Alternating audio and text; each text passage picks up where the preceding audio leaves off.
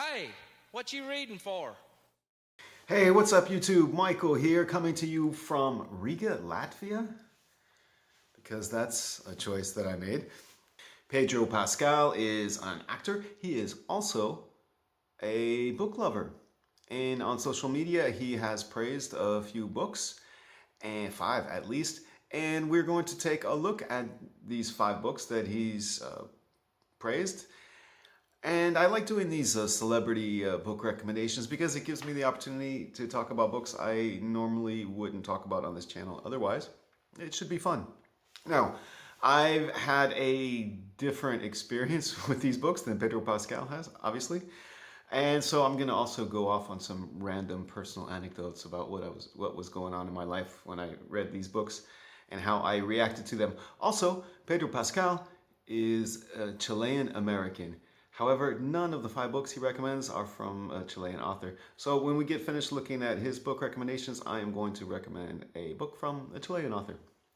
And also I'll recommend other books that are similar, I think, to the books that he recommends. Should be fun. So now is a good time to hit that like button, help out the algorithm, right? And help out the channel by giving it a subscription. Costs you nothing. And you'll get notified of all this great content that I keep putting out, right? So let's skip the intro sequence and dive straight in with the first book being The Master and Margarita. Now, this is a very popular book. It's essentially a reimagining, retelling of the story of Faust and also Pontius Pilate. They're kind of both mixed in there together. I read this book in my early 20s, mid-20s, and I had a strange experience with it.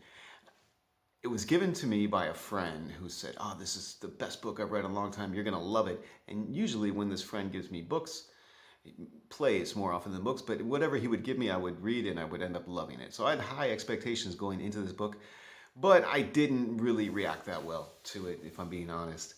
In my mid-20s, I was going through a phase of militant rationalism, which is I hated superstition and I hated magical thinking, and I was aggressively, militantly against expressions of superstition and such.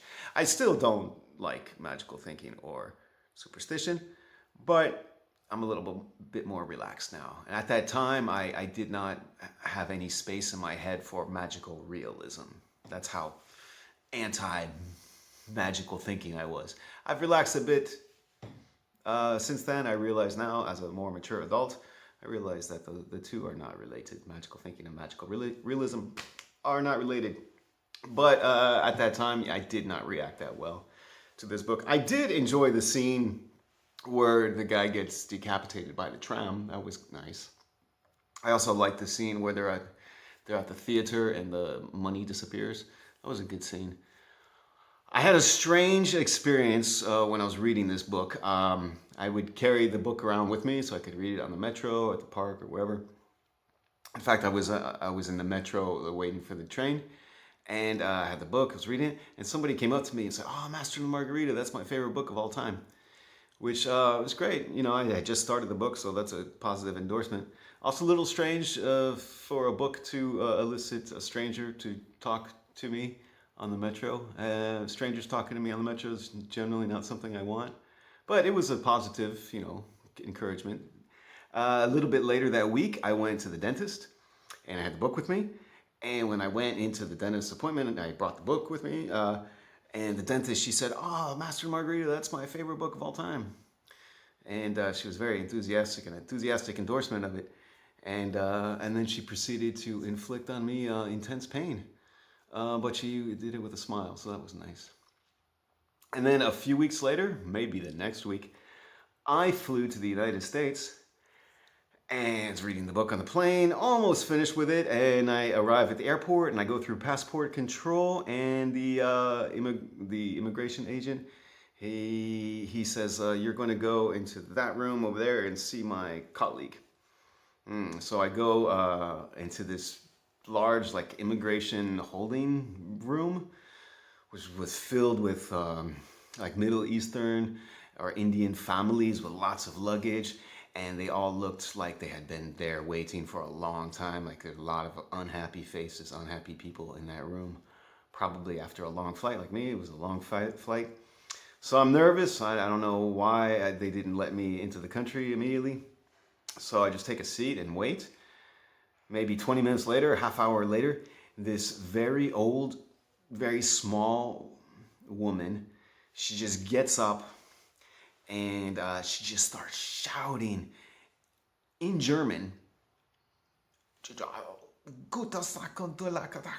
whatever, you know, I don't speak German, obviously. And she's just shouting, and I'm thinking this is not going to go well for her. I don't know what her problem is, poor lady. I mean, she was very old, very small, very lady.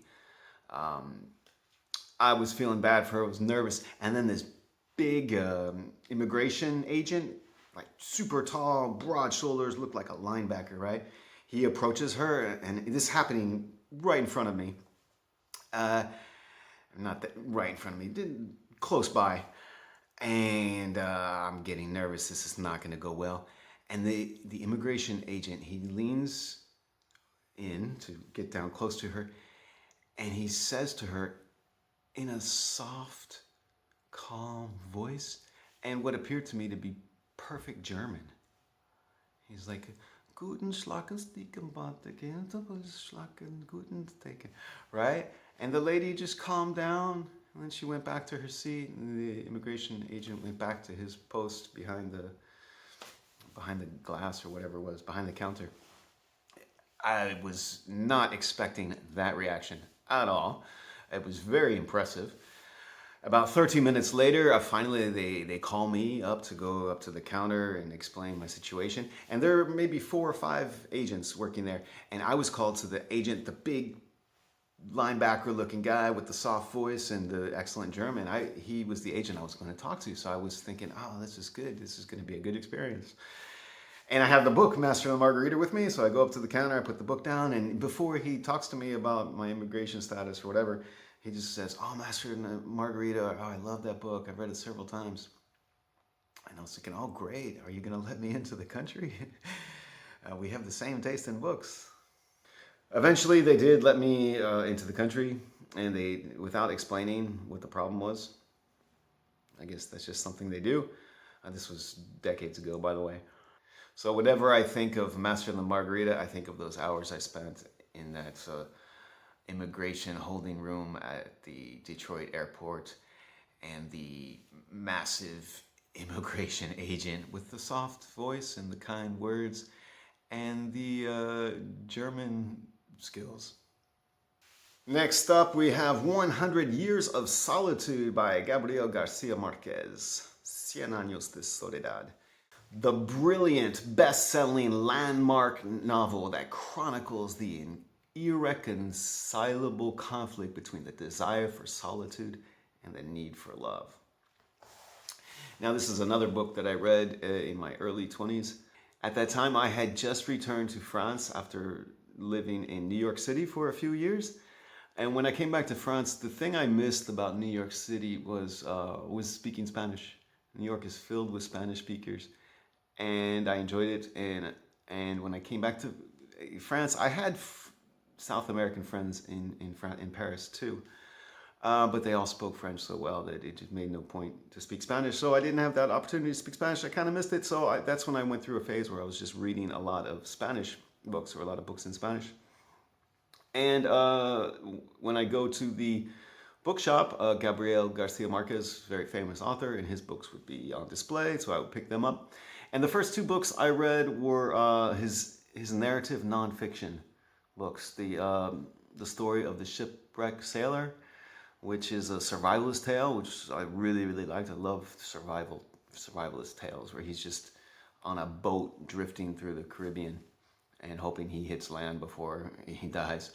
And then the second one was about this Miguel Litin, clandestino in Chile, where this is a film director who's been exiled from the country following the assassination of the Chilean president.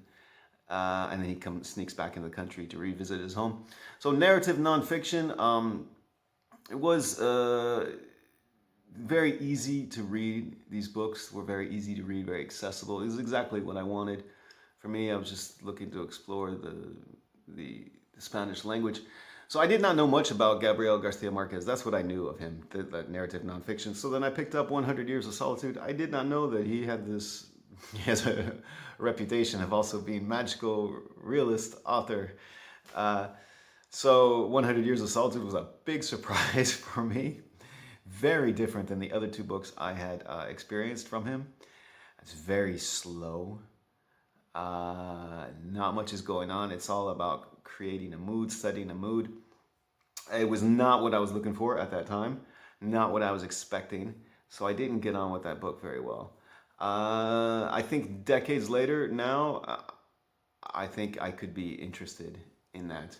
In fact, I would like to retry or re-explore his magical realism work. Not with this book, but I do plan on reading Love in the Time of Cholera. Love in the Time of Cholera. I don't know much about that book. I just know it was a big hit, and I want to give Gabriel Garcia Marquez another chance. If you've read that book, let me know if you have some experience with his work. Let me know. Did you have a good experience with Love in the Time of Cholera? I do plan on reading it. Hopefully later this year, but more likely sometime next year. Next up, we have Jane Eyre from Charlotte Bronte. Another classic. He's not really going out on a limb with these recommendations, is he? He's picking very widely celebrated books, which is fine.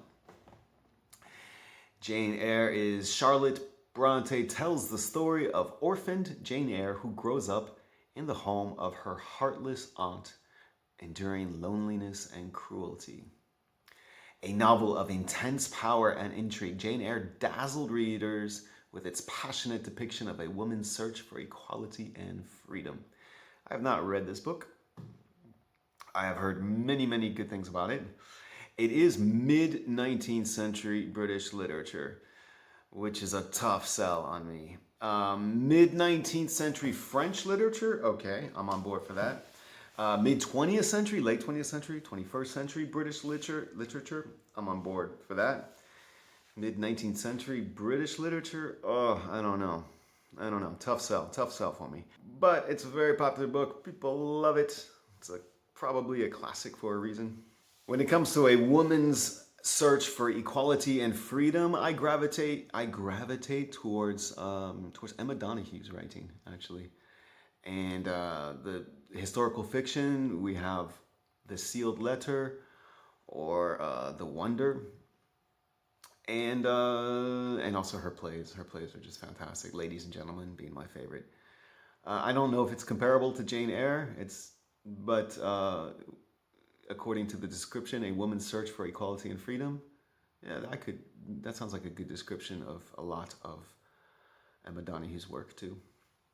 Next up, we have Frannie and Zoe by J.D. Salinger.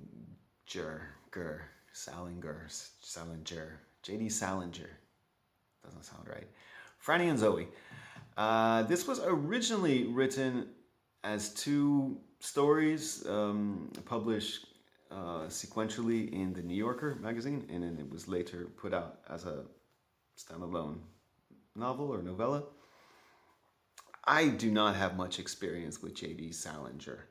In fact, I've only read one short story from him. It was about a man who just walks into the ocean to end his life. It didn't really do anything for me, that story. But he's a very famous writer and an important writer. I should probably check out his work. And Catcher in the Rye is most famous. That does not appeal to me. So maybe Frannie and Zoe is the way to go.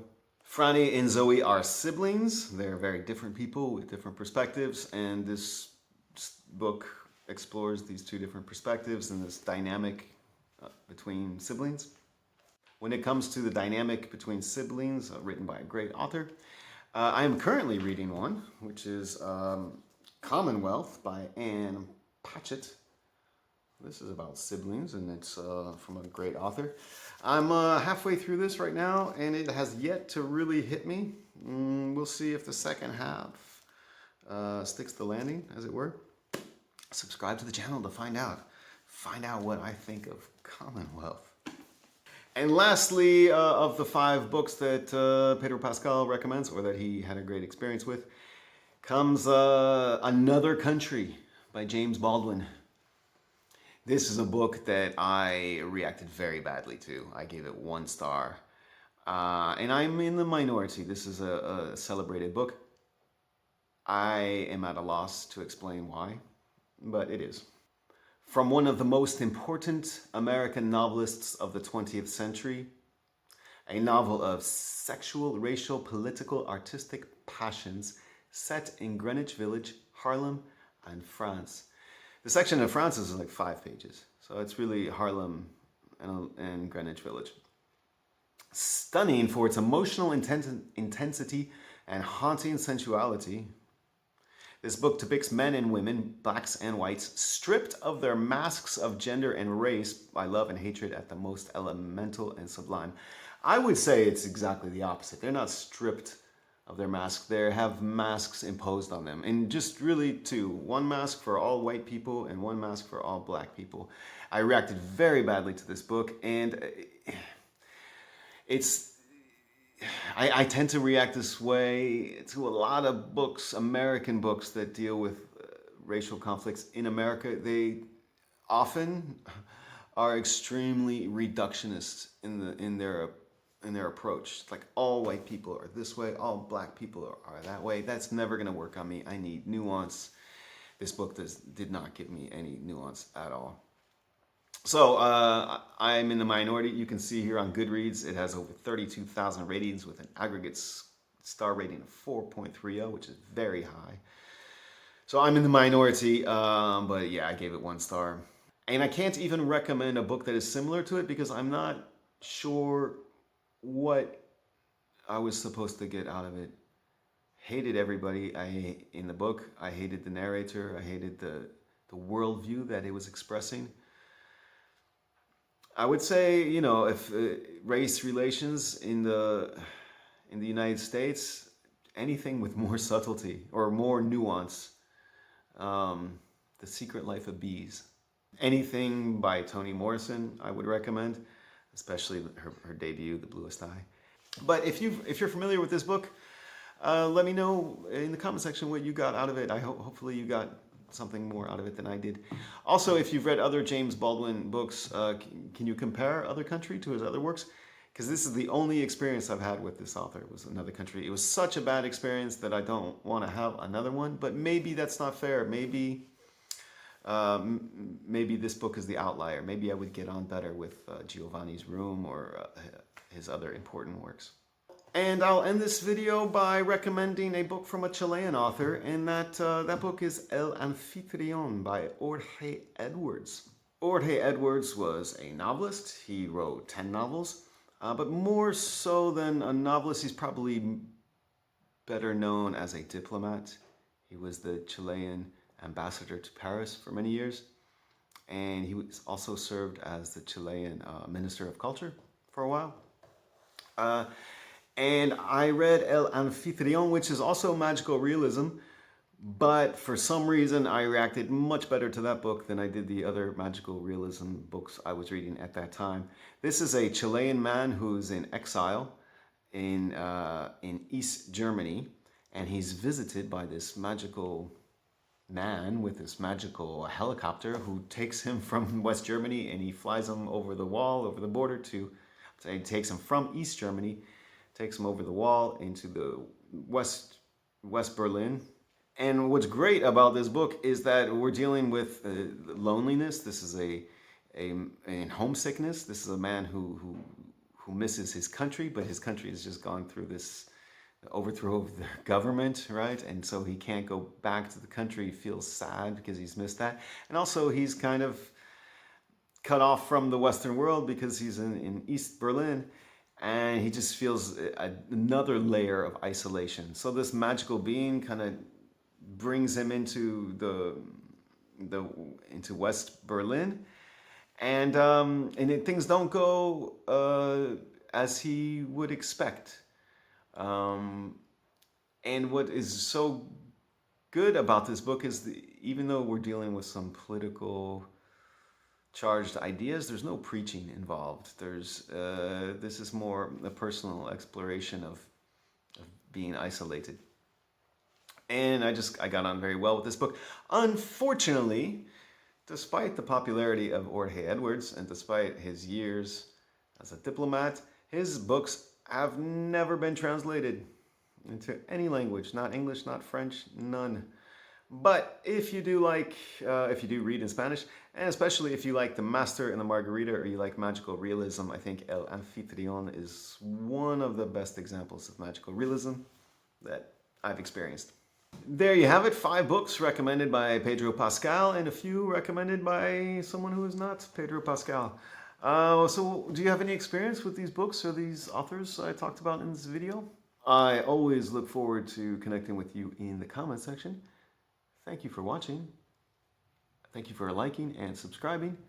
And I'll see you at the next video.